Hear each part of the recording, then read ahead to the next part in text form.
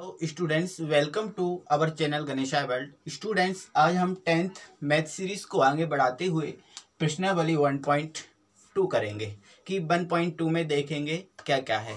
तो 1.2 का हमारा पहला क्वेश्चन है। दोस्तों हम आपको पहले बता देते हैं कि किसी क्वेश्चन को सॉल्व करने से पहले उस क्वेश्चन को बहुत अच्छे से पढ़ लेना चाहिए कि वह क्वेश्चन हमसे क्या कह रहा है। तो देखते हैं हमारा पहला क्वेश्चन क्या है। पहला क्वेश्चन हमारा कह रहा है कि निम्नलिखित संख्याओं को अभाज्य गुणनखंडों के गुणनफल के रूप में व्यक्त कीजिए। उसने बोला है कि आपको जो संख्याएं दी हैं इन संख्याओं को अभाज्य गुणनखंडों के गुणनफल के रूप में व्यक्त करना है। तो सबसे पहले हमें यह पता होना चाहिए कि अभाज्य गुणनखंड क्या होता है, ये अभाज्य चीज क्या होती है। तो आपकी जानकारी के लिए दोस्तों मैं बता दे रहा हूं कि वे संख्याएं जो एक या खुद से विभाजित होती हैं उन्हें हम कहते हैं अभाज्य संख्याएं, और वे संख्याएं जो एक खुद और अन्य संख्याओं से भी विभाजित होती हैं उन्हें कहते हैं हम भाज्य संख्याएं।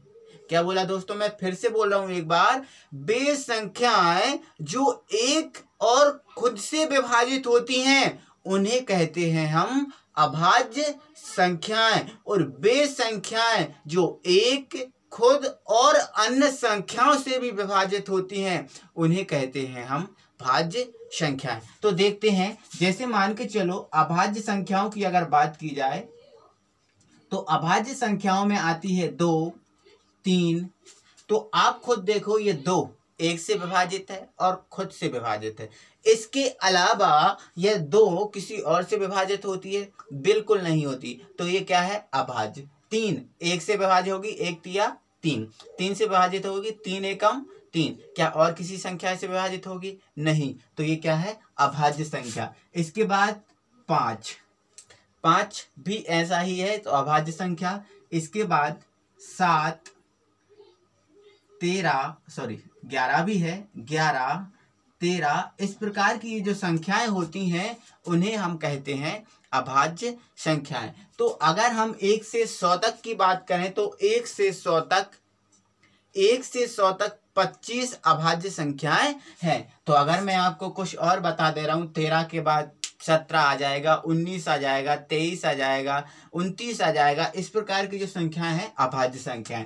अब यदि मैं थोड़ी सी भाज्य संख्याओं की बात करूं तो मैंने क्या बताया, भाज्य संख्या वे संख्याएं होती हैं जो एक खुद और अन्य संख्याओं से भी विभाजित हो जाती हैं, उन्हें हम कहते हैं भाज्य संख्याएं। जैसे मान के चलो मैं बात करता हूं 4 की, तो 4 1 से विभाजित है? जी हाँ है।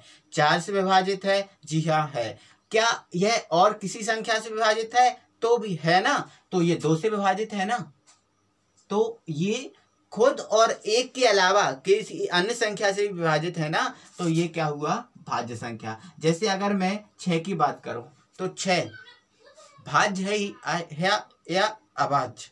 तो आप कहोगे सर भाज्य। मैं बोलूंगा क्यों है? तो आप कहोगे सर ये 1 से विभाजित है, 1 छक्का 6। सर ये 6 से ही भी विभाजित है, तो 6 एकम 6। और सर ये 2 से विभाजित भी है, 3 से विभाजित भी है, इसलिए ये क्या हुआ? भाज्य। अब यदि मैंने बोला कि 8 भाज्य है या अभाज्य, तो आप कहोगे सर भाज्य है। अब मैं क्यों नहीं पूछूंगा, क्योंकि अब आप समझ गए हैं भाज्य और अभाज्य में अंतर क्या होता है। तो ठीक है, ये अभाज्य हुआ और ये भाज्य हुआ। इसके बाद आप नहीं पूछेंगे। तो क्वेश्चन हमारा कह रहा है कि इन संख्याओं को अभाज्य गुणनखंडों के गुणनफल के रूप में व्यक्त करना है। मतलब सीधी सी बात, जो संख्याएं आपको दी हैं इनके हमें अभाज्य गुणनखंड करना है। क्या करना है? अभाज्य गुणनखंड। तो देखते हम इनके अभाज्य गुणनखंड क्या होते हैं। तो इनके अभाज्य गुणनखंड करने के लिए सबसे अच्छा तरीका हमारा ये है कि जो 140 है उसका आप साइड में लघुत्तम समावर्तक निकाल लिया करो, एलसीएम निकाल लिया करो। जब हम इसका एलसीएम निकालेंगे तो इसमें 2 से भाग देंगे, 2 7 14, और ये 0।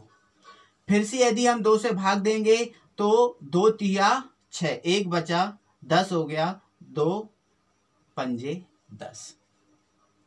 अब इसके बाद 5 से हम इसको डिवाइड कर सकते हैं, तो 5 7 35। इसके बाद हम इसको 7 से विभाजित कर सकते हैं, तो 7 एकम 7। तो यहाँ पर 2 भी अभाज्य है, 2 यहाँ 5 भी अभाज्य है, यहाँ 7 भी अभाज्य है। तो 140 के अभाज्य गुणनखंडों की बात करें तो क्या आ गया, 2 5 और 7। यहाँ पर 2 बार है। तो यहाँ पर जो हमारा इसका आंसर होगा, पहले क्वेश्चन का आंसर होगा वो क्या हो जाएगा, इसको हम ऐसा लिख दे रहे हैं सॉल्व, और यहां पर लिख देंगे 140 के अभाज्य गुणनखंड, अभाज्य गुणनखंड, और लिख देंगे 140 बराबर 2 गुणित 5 गुणित 7। अब हम देख रहे हैं कि 2 बार है। अब 2 बार है तो 140 बराबर 2 की पावर 2 इंटू 5 इंटू 7, ये हमारा हो गया आंसर। अब इन सभी में हमने देखा कि सभी अभाज्य हैं, ये हमारा आंसर। यदि हम क्वेश्चन नंबर 2 की बात करें तो उस 2 के लिए भी हमें सबसे पहले यही करना है। जैसे आपसे पूछा गया है कि 156 के अभाज्य गुणनखंड कीजिए, तो सबसे पहले आप क्या कीजिए, साइड में 156 का एलसीएम निकाल लीजिए। जब हम इसका लघुत्तम समवर्तक निकालेंगे, लघुत्तम समवर्तक करेंगे, तो इसको हम 2 से डिवाइड करेंगे, तो 2 7 14, 1 बचा 16 हो गए, 2 8 16। अब फिर इसको 2 से कर देंगे डिवाइड, तो 2 तिया 6, 1 बचा 18, 2 नाम 18। आप फिर क्या 2 से दे सकते हैं? बिल्कुल नहीं। 3 से दे सकते हैं क्या? हाँ, 3 से दे सकते हैं। 3 एकम 3, 3 त्रिका 9, ये गया। इसके बाद फिर आपका 4 से जाएगा, नहीं जाएगा। 5 से जाएगा, नहीं जाएगा। डायरेक्ट ये जाएगा 13 से, तो 13 एकम 13। तो ये हमारे 156 के गुणनखंड निकल गए, जो सभी देख रहे हैं कि अभाज्य है। ये 2 अभाज्य है, ये 3 अभाज्य है, और 13 भी क्या है, अभाज्य। तो ये सभी अभाज्य हैं। तो हम यहाँ पर इसको लिखेंगे सॉल्व, और लिख देंगे दूसरा क्वेश्चन हमारा था 156, ये लिख दिया, और लिख देंगे हम 156 के अभाज्य गुणनखंड, और 156 बराबर लिख देंगे हम क्या, 2 गुणित 3 और गुणित 13। अब यहाँ पर हम देखेंगे दोस्तों कि एक जो 2 है वो 2 बार आ रहा है, तो 2 की पावर 2 इंटू 3 इंटू 13, ये आपका आंसर होगा। इसके बाद इसका भी हम निकाल लेंगे, इसका भी निकाल लेंगे, इसका भी निकाल लेंगे। तो इस प्रकार से हम किसी भी संख्या का अभाज्य गुणनखंड निकाल सकते हैं। तो आइए हम तीसरा और चौथा आपको बता दे रहे हैं, 5वां आपका रहेगा होमवर्क में। 3825। तो सबसे पहले काम हमारा यह है कि 3825 के गुणनखंड करना। तो सबसे पहले हम क्या कर लेंगे, साइड में इसके गुणनखंड कर लेंगे, और यहाँ लिख देंगे 3825, और यह देखेंगे कितने से डिवाइड हो रहा है। तो हम देख रहे हैं कि 2 से डिवाइड तो हो नहीं रहा, क्योंकि इसके अंत में 5 है। क्या 3 से विभाजित हो रहा है? तो देख लेते हैं 3 से विभाजित हो रहा है कि नहीं। 3 एकम 3, 3 दूनी 6। अब 2 बचा तो कितना हो गया, यहाँ पर 22 हो गया। तो 22 हो गया तो 30 आते 21, 1 बचा 15 हो गया, तो 3 5 15। क्या फिर से ये 3 से डिवाइड हो रहा है? उसको भी हम देख लेते हैं। तो 3 से डिवाइड करेंगे, 3 चौके 12, 3 दूनी 6, 1 बचा 3 5 15। अब ये फिर क्या 3 से डिवाइड हो रहा है, उसको देखते हैं। तो 3 एकम 3, यहाँ 1 बचा, नहीं 3 से डिवाइड फिर ये नहीं हो रहा। फिर ये क्या 5 से डिवाइड हो रहा है, उसको देखेंगे। तो यहाँ पर 4 में तो डिवाइड हो नहीं रहा, तो 42 से कर देंगे, तो क्या हो जाएगा 5 8 40, 2 बचा 25 हो गया, 5 5 25। इसके बाद क्या 5 से डिवाइड हो रहा है फिर से, तो देख लेते हैं। तो 5 एकम 5, 3 बचा 35 हो गया, 5 7 35। क्या फिर ये 5 से डिवाइड तो नहीं हो पा रहा, 6 से नहीं हो पा रहा, तो डायरेक्ट ये फिर 17 से डिवाइड होगा, तो 17 एकम 17। तो यहाँ से हमने देखा कि ये 38 25 के गुणनखंड आ गए। और तो हम यहाँ पर लिख देंगे अब 38 25 के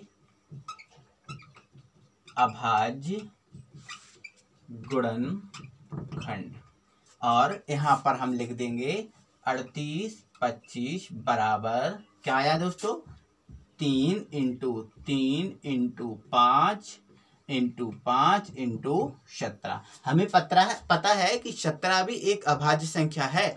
17 को हम देख रहे हैं खुद या और 17 से ही विभाजित होगी और किसी संख्या से विभाजित नहीं होगी, इसलिए 17 भी क्या है, अभाज्य संख्या। तो यहाँ पर मैं कुछ संख्याओं को और लिख दे रहा हूँ, 17 19 23 29। यहाँ से और भी संख्या आप लिख सकते हैं, आप खुद सर्च करके लाना, ये आपका होमवर्क है। तो यहाँ से मैं देख रहा हूँ दोस्तों कि 3 2 बार है, तो इस पे ऊपर लिख दिया 3 की पावर 2। अब यहाँ पर 5 भी 2 बार है, तो 5 की पावर 2 इंटू आ गया हमारा 17। ये हमारा रहा आंसर।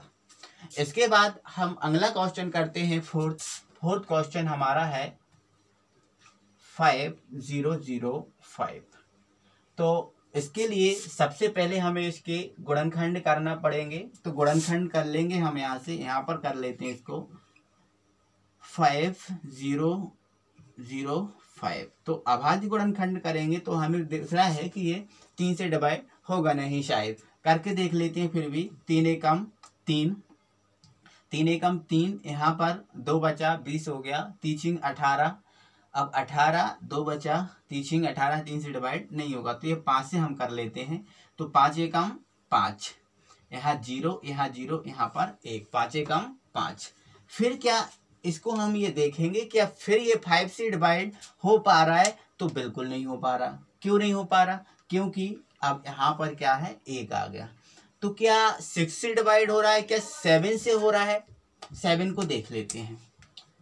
तो 7 एकम 7, कितना बचा 3, 30 हो गया, 7 चौके 28, 2 बचा 21 हो गया, 7 21। हाँ 7 से डिवाइड हो जाएगा, तो 7 एकम 7, यहाँ 3 बचा 30 हो गया, तो 7 चौके 28, 2 बचा 21 हो गया, 7 तिया 21, 3 से डिवाइड हो गया।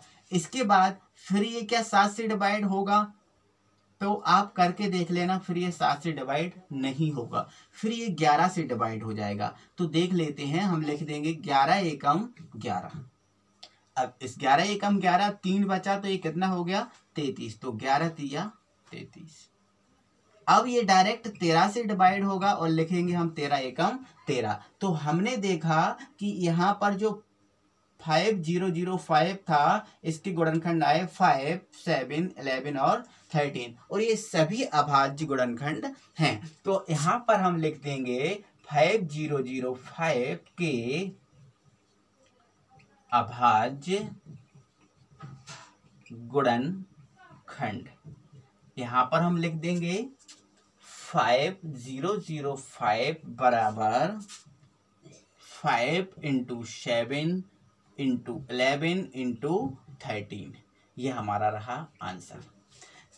इसको आप दोस्तों, जो मैं यहाँ पर सॉल्व कर रहा हूँ, जब आप क्वेश्चन करते हैं तो उसके साइड में आप सॉल्व कर लिया करें। इसको आप करा हुआ भी सॉल्व छोड़ देंगे तो इसमें भी आपको कोई दिक्कत नहीं होगी। तो आपका 5वां क्वेश्चन आपके लिए रहा होमवर्क में। इसके बाद हम करते हैं 1.2 का दूसरा क्वेश्चन। अभी हम ये पहले के कुछ क्वेश्चन कर रहे थे, अब हम कुछ करेंगे दूसरा क्वेश्चन। तो हमारा अगला क्वेश्चन है इसके बाद हम क्वेश्चन नंबर 2 करेंगे, जो है पूर्णांकों के निम्नलिखित युग्मों के HCF और LCM ज्ञात कीजिए। उसने क्या बोला है कि जो आपको नीचे युग्म दिए हैं उनके आपको HCF और LCM दोनों ज्ञात करना है। तो इसके बाद उसने बोला है तथा इसकी जांच कीजिए कि दो संख्याओं का गुणनफल, मतलब आपको ये दो संख्याएं दी हैं, इनका जो गुणनफल है वो एलसीएम और एचसीएफ की गुणनफल के बराबर होता है। तो इसको हम बहुत अच्छे से समझेंगे। इसके लिए आपको एचसीएम और एलसीएम निकालना आना चाहिए किन्हीं दो संख्याओं का। अगर हम बात करें आपसे कि आप 336 का एलसीएम निकालिए, आप 336 का एलसीएम निकालिए, तो आप क्या करेंगे, इसकी गुणनखंड कर लेंगे। सबसे पहले आप 2 से भाग दे देंगे कि 2 एकम 2, 1 बचा 12 हो गया, 2 छींक 12, 1 बचा 16 हो गया, 2 8 16, फिर 2 से 2 8 16, 2 चौके 8, फिर 2 चौके 8, 2 दूनी 4, फिर 2 दूनी 4, 2 एकम 2, फिर 3 से आप डिवाइड कर देंगे, 3 7 21, और आप फिर 7 से डिवाइड कर देंगे, 7 एकम 7, और आप कहेंगे कि सर इसका एलसीएम आ गया, और मैं बोलूंगा क्या आया, तो आप कहोगे सर 2 कितनी बार आया, 1 2 3 4, तो 2 की पावर 4 इंटू 3 इंटू 7, ये इसका एलसीएम है। तो हाँ, ऐसे ही एलसीएम निकाला जाता है। किसी संख्या का आपको एलसीएम निकालना है तो ऐसे ही उसका एलसीएम निकाला जाता है। अगर मैं आपसे कहूं कि आप दो संख्याओं का एलसीएम बताइए, तो आप क्या करोगे? तो इसके लिए आप सबसे पहले जिन दो संख्याओं का एलसीएम बताना है, उन दोनों संख्याओं को आप यहां पर गुणनखंड कर लेंगे। जैसे मुझे 336 और 54 का एलसीएम बताना है, तो मैं क्या करूंगा, 336 और 54 का गुणनखंड कर लूंगा। तो ये 336 का गुणनखंड है, और यहां पर मैं कर लूंगा इस 54 का गुणनखंड। तो 2 2 दूनी 4, 1 बचा 2 7 14, फिर 2 से तो जाएगा नहीं, 3 से जाएगा, 3 नाम 27, फिर 3 1 3 त्रिका 9, और फिर 3 एकम 3। और आपको बता दूंगा कि सर 54 के गुणनफल है 2 गुणे 3 2 बार है, तो 3 की 9 3 बार है 3, 3 की पावर 3, ये 54 के गुणनखंड है। और बोलूंगा 336 के, तो ये कहोगे आप सर ये 336 के गुणनखंड है और ये 54 के गुणनखंड है। अब मैं आपसे बोलूं कि आप इसका एलसीएम बताओ, तो बोल दो कि सर इसका एलसीएम ये है, इसका एलसीएम ये है। यदि मैं आपसे कहूं कि इसका एचसीएफ बताओ, तो आप क्या करोगे? तो आप बता दोगे सर इसमें जो बड़ी संख्या है वो इसका एचसीएफ है, इसमें बड़ी संख्या, सबसे बड़ी संख्या है 7, तो इसका एचसीएफ हुआ सर 7। हाँ, बहुत सही जा रहे हैं आप, बहुत सही बताया आपने। तो जो बड़ी संख्या होती है वही एचसीएफ होता है, लेकिन वो एक संख्या के लिए है। जैसे मैंने बोला इसका एचसीएफ बताओ, तो आपने बोल दिया 7। तो एक संख्या का अगर एचसीएफ बताना है तो सबसे बड़ी संख्या आप निकाल कर रख दो, और एलसीएम बताना है तो सभी का गुणनफल कर दो। और यदि मैं आपसे पूछूं सर इसका एलसीएम क्या है, तो आप बोल दो कि सर ये है, तो ये है आपका एलसीएम, मैंने सबको गुणा करके लिख दिया, एलसीएम आ गया। और मैंने यदि पूछा आपसे इससे एचसीएफ बताओ आपका, आप बताओ इसका एचसीएफ क्या है, तो सर एचसीएफ बताएं, एचसीएफ बताएं, तो हमें पता है सर ये जो 54 है उसमें बड़ी से बड़ी संख्या कौन सी है जिससे ये विभाजित हो सकती है। तो इसमें हम देख रहे हैं कि ये बड़ी से बड़ी संख्या 2 से विभाजित हो रहा है, 3 से विभाजित हो रहा है, क्या 6 से विभाजित हो रहा है, 6 नाम 54, 6 से हो रहा विभाजित, क्या 9 से विभाजित हो रहा है, 9 छिक्का 54, हाँ 9 से विभाजित हो रहा है। क्या 10 से विभाजित हो रहा है, क्या 11 से विभाजित हो रहा है, बिल्कुल नहीं हो रहा, तो इसका एलसीएम आया, सॉरी एचसीएफ आया इसका 9। अब यहां हम एलसीएम निकाल रहे थे तो एलसीएम यहां पर निकला था, लेकिन एचसीएफ हम ऐसे नहीं निकाल सकते, एचसीएफ तो हमारा सबसे बड़ा होता है। तो आइए हम इसको सॉल्व करते हैं। और यदि हमसे अगर क्वेश्चन आ गया कि इन दोनों संख्याओं का हमें एचसीएफ और एलसीएम अलग अलग दोनों संख्याओं का ही निकालना है तो वो कैसे निकाल सकते हैं हम उसको देखते हैं। जैसे बोला गया कि आप 336 और 54 का एलसीएम बताओ, तो इसके लिए आपको ये करना है दोस्तों कि इसकी गुणनखंड और इसकी गुणनखंड इन दोनों में हमें देखना है कि कौन कितनी बार आ रहा है। क्या दो, इन जैसे मान के चलो इसमें दो आया तो इसमें देखना है कि दो अधिकतम कितनी बार आ रहा है। तो दो अधिकतम कितनी बार आ रहा है? 4 बार। दो अधिकतम कितनी बार आ रहा है? 4 बार। तो हमने लिख दिया 2 की पावर 4। 3 अधिकतम कितनी बार आ रहा है? इसमें 1 बार, इसमें 3 बार। तो हमने लिख दिया ये 3 की पावर 3। अब यहाँ पर 7 नहीं है, यहाँ पर 7 है। तो 7 अधिकतम कितनी बार आ रहा है? 1 बार। तो हमने ये लिख दिया 7। हमें यहाँ पर एलसीएम निकालने के लिए यह देखना पड़ता है कि कौन सी संख्या अधिकतम कितनी बार आ रही है, वही हमें यहाँ पर लिखनी होती है इन दोनों के लिए। तो ये तो आ गया हमारा इसका एलसीएम। अब हम निकालेंगे इसका एचसीएफ। इसका एचसीएफ क्या है? तो एचसीएफ निकालने के लिए हमें ये दोनों संख्याओं में देखना होता है कि कौन सी संख्या दोनों में आ रही है। तो हम यहां पर देख रहे हैं कि 2 दोनों में आ रहा है।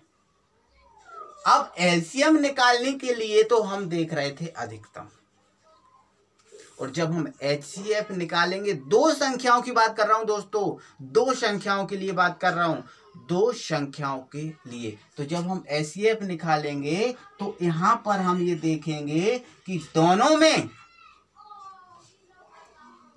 कोई अंक निम्नतम कितनी बार आ रहा है। तो इन दोनों में देखा कि इसमें 2 1 बार है, इसमें 2 4 बार है। तो जो निम्नतम है यहाँ पर हम उसको लेंगे। तो 2 1 बार है तो हमने लिख दिया 2 1 बार। अब 3 कितनी बार है इन दोनों में? इसमें 3 बार और इसमें 1 बार। तो हमें जो कम आया वो लिखना पड़ेगा। तो 3 1 बार है तो ये 3। क्या 7 दोनों में आ रहा है? तो नहीं आ रहा था 7 दोनों में। एचसीएफ के लिए एक शर्त दोस्तों यह भी होती है कि यह दोनों संख्याओं, दो संख्याओं का एचसीएफ ले रहे हैं तो वह संख्या दोनों में आनी चाहिए, वह संख्या दोनों को विभाजित करनी चाहिए। अब यहाँ 7 आ रहा है, यहाँ 7 नहीं आ रहा, तो हमारा जो 7 है वो एचसीएफ नहीं होगा। यहाँ पर दोनों संख्याओं का एचसीएफ की बात करें तो वो 3 और 2 ही होगा। ये हमारा एचसीएफ होगा और ये हमारा हुआ एलसीएम। तो इस प्रकार से हम एलसीएम निकाल सकते हैं दो संख्याओं के। अब एक संख्या और दो संख्या के एलसीएम निकालने में थोड़ा सा अंतर है। एक संख्या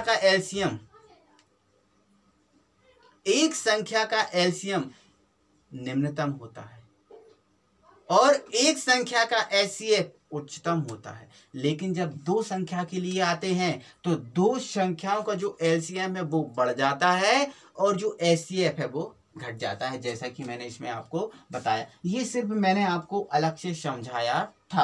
अब हम करेंगे क्वेश्चन। तो क्वेश्चन करते हैं नंबर 1।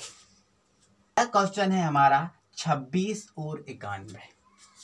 तो इसको हमें एचसीएफ और एलसीएम निकालना है। तो इसके लिए सबसे पहले हम इसके अभाज्य गुणनखंड कर लेंगे या फिर गुणनखंड कर लेंगे। तो कुछ छोटी छोटी संख्याएं होती हैं, उनका गुणनखंड तो हम आसानी से कर सकते हैं। तो इसके हमें अभाज्य गुणनखंड करना है 26 का। तो 2 से देंगे, 2 एकम 2, 2 तिया 6, फिर 13 से ही जाएगा, 13 एकम 13। तो यहाँ से 26 के अभाज्य, यहाँ पर दोस्तों हम लिख देंगे सॉल्व, अभाज्य गुणनखंड। अगर इसके अभाज्य गुणनखंड की बात करें तो ये हो जाएगा 26 बराबर 2 × 13। इसके बाद 91 के अभाज्य गुणनखंड निकालेंगे। तो 91 2 से तो जाएगा नहीं, 3 से जाएगा नहीं, डायरेक्ट हम दे देंगे 13 से। 7 से चला जाएगा, वैसे 7 से चला जाएगा। तो 7 एकम 7, 2 बचा, 7 या 21, फिर 13 से ही जाएगा, 13 एकम 13। तो इसका गुणनखंड क्या हुआ, 13 और 7। तो हम लिख देंगे 91 के अभाज्य गुणनखंड, अभाज्य गुणनखंड। तो आप क्या करेंगे, तो लिख देंगे 91 बराबर 7 × 13। ये दोनों के अभाज्य गुणनखंड हो गए और हमारा पहला काम यही है कि दोनों के अभाज्य गुणनखंड करना। इसके बाद हम दोनों का एलसीएम निकालेंगे। अब एलसीएम 26 का और 91 का निकालना है, तो ब्रैकेट में लिख देंगे हम 26 और 91। तो हमने बताया था कि जो एलसीएम होता है वो क्या होता है और एचसीएफ क्या होता है। तो इन दोनों में हम देखेंगे 2 अधिकतम कितनी बार आ रहा है। तो इन दोनों में हम देख रहे थे कि 2 अधिकतम एक ही बार आ रहा है, तो हमने लिख दिया 2। इन दोनों में हम देखेंगे कि 13 अधिकतम कितनी बार आ रहा है, तो 13 अधिकतम इन दोनों में एक ही बार आ रहा है, इसमें एक बार उसमें एक बार, तो हम लिख देंगे एक बार ये 13। इसके बाद हमारा ये खत्म। इसमें क्या कोई अलग अंक है, तो हाँ अलग अंक है, 7 है। तो 7 कितनी बार आ रहा है, एक बार, तो इंटू लिख दिया हमने 7। इस 13 का काम खत्म हो गया, क्योंकि 13 हमने इनमें देख लिया ना, तो हमारा ये आ गया एलसीएम। इन सबका यदि हम मल्टीप्लाई करेंगे तो हमारा आ जाता है 182। तो एलसीएम आ गया हमारा 182।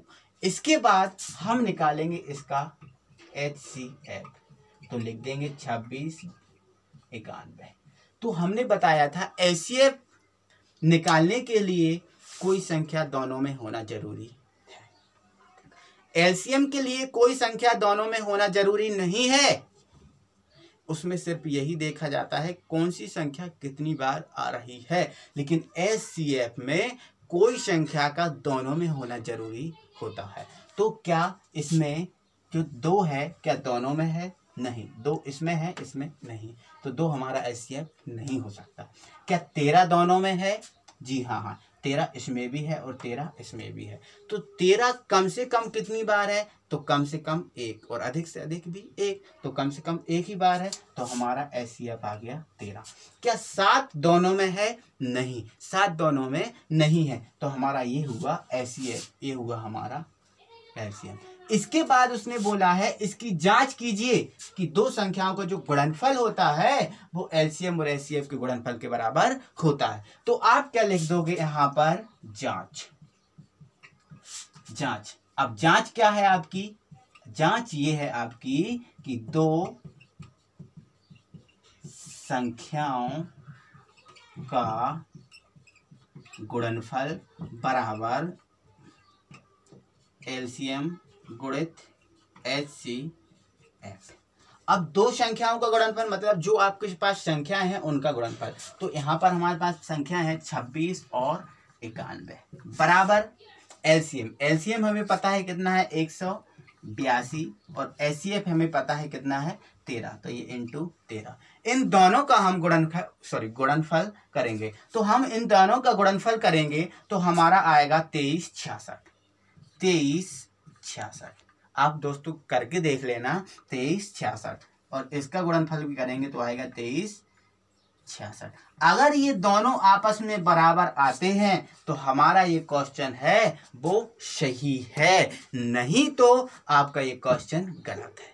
तो ये इसकी जांच है, तो ये हमें जांच करने ला भी बहुत जरूरी है। तो आप ये गुणा करके देख लेना, मैंने जल्दी से कर दिया है इसको, मुझे याद था, ये कह सकता हूँ कि मुझे याद था तो मैंने कर दिया, आप लोग इसका गुणा करके देख लेना। तो ये हमारी जांच है, इसके लिए दोनों बराबर आना जरूरी है।